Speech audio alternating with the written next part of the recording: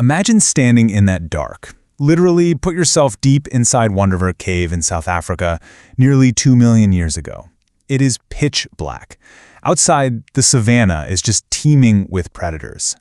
And then suddenly, a flicker of light. The unmistakable crackle of a small, heavily guarded flame. Welcome to this explainer. Today, we're diving into the very first spark of hominin-controlled fire. It's an event that absolutely changed the trajectory of life on Earth. Right, but we must be methodologically cautious here. If fire was actively burning in Wonderwerk Cave 1.79 million years ago, why on earth did it take us until June 2026 to conclusively prove it? I want to introduce an absolutely groundbreaking study just published in PLOS ONE by Marín-Monfort, Fernández-Jalvo, Michael Chazan, and their team.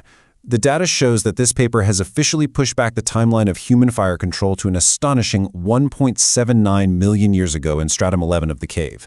So what made archaeology completely blind to this for decades? To really understand why this blind spot matters, you have to grasp the sheer magnitude of the stakes here. This rewrites the very catalyst of human evolution. We aren't just talking about finding some slightly older fireplace. This changes everything we know about when our ancestors finally stepped out of the food chain and started actively shaping their world. Fire is literally the technology that made us human. Section 1. The methodological wall, the limits of FTIR, and the manganese trap. So to find that early fire, researchers hit a massive wall. Think about it. Early hominins weren't building industrial furnaces. They had very small, low-temperature, opportunistic fires. And our traditional archaeological methods simply weren't built to detect those subtle thermal signatures millions of years later. Which brings us to a terrifying scientific double-bind. For years, science was caught in this impossible trap. We had black fossil bones that looked completely burnt to the naked eye, but actually weren't. And on the flip side, we had genuinely burnt bones that we couldn't actually prove had ever touched a flame. Exactly. And that boils down to two dual limitations. First up, Fourier Transform Infrared Spectroscopy, or FTIR, has long been the gold standard. But FTIR has a major blind spot. It struggles to unequivocally confirm heating below a 537 degrees Celsius threshold. Because those low-temperature campfires often just don't reach those extremes, to FTIR, genuinely heated bones looked completely unburnt. Second, we have chemical diagenesis, or what we call the manganese trap. Over millions of years, minerals like manganese stain these bones jet black, perfectly mimicking charring. Now, to solve this manganese trap, scientists previously turned to scanning electron microscopy paired with energy dispersive X-ray spectroscopy. It's a process that can distinguish a charred bone from a manganese-stained fossil. By looking at the atomic density, mineralized manganese coatings appear bright and metallic, and the EDS spectrum detects a massive manganese peak. Charred bone, on the other hand, shows only the calcium phosphate composition of standard bone.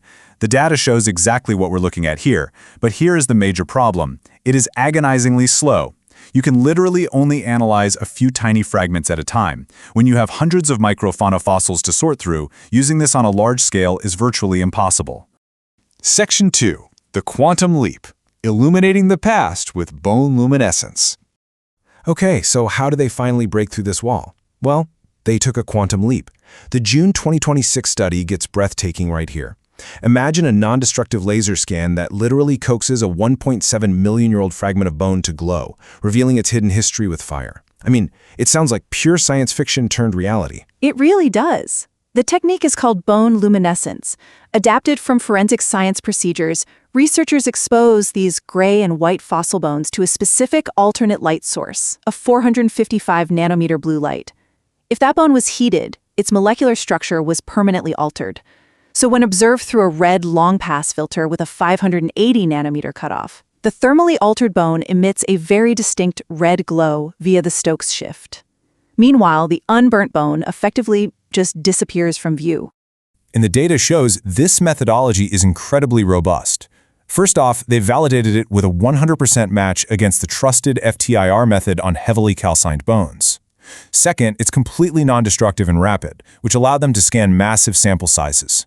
Third, they successfully verified it on the microfauna from Stratum 11. But honestly, most importantly, it finally detects those early opportunistic campfires well below that old 5370 degrees Celsius threshold. Ultimately, this establishes an entirely new timeline. Previously, the limit of confirmed fire at Wonderwerk was Stratum 10, sitting at around 1.0 million years ago. But the Luminescence protocol successfully verified anthropogenic burning deep down in Stratum 11. By correlating this with paleomagnetic reversal periods, specifically the beginning of the Olduvai Subchron, the lower limit of this fire evidence is now firmly and securely dated to 1.79 million years ago. Section 3. The light and the shadow, the existential burden of Homo erectus. That 1.79 million year date is a total revelation. I like to call this part the light and the shadow. The light represents this profound evolutionary leap. Having access to cooked food meant more calories with far less digestive effort. This sudden surplus of energy aligns perfectly with the cooking hypothesis. It's exactly what fueled the rapid, sudden expansion of the Homo erectus neocortex. Fire didn't just warm them, it literally grew their brains. But, there is a shadow to this discovery, the terrifying reality of their early existence. The evidence suggests these hominins could maintain the fire, but they could not ignite it. It's a terrifying thought. Imagine the sheer terror of that reality.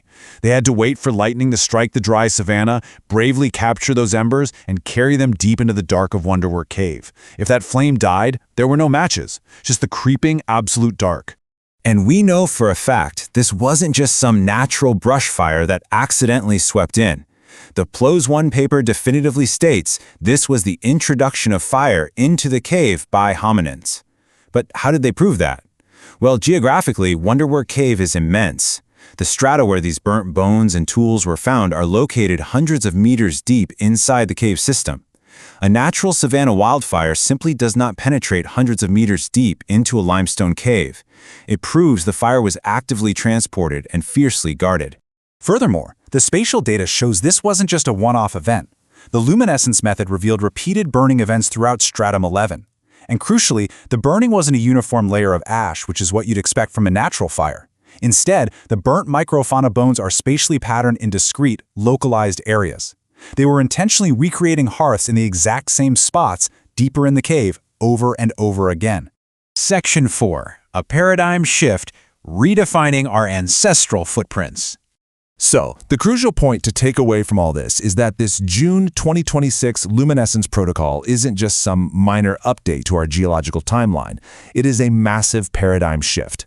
By overcoming the limitations of FTIR and the visual trickery of manganese staining, we are fundamentally redefining how we detect the very footprints of our ancestors. It really makes you look at the modern world differently, doesn't it? From the glowing screens we're looking at right now to the rockets we send into space, it all traces back to a terrified, brilliant ancestor holding a smoldering branch in a pitch-black South African cave 1.79 million years ago.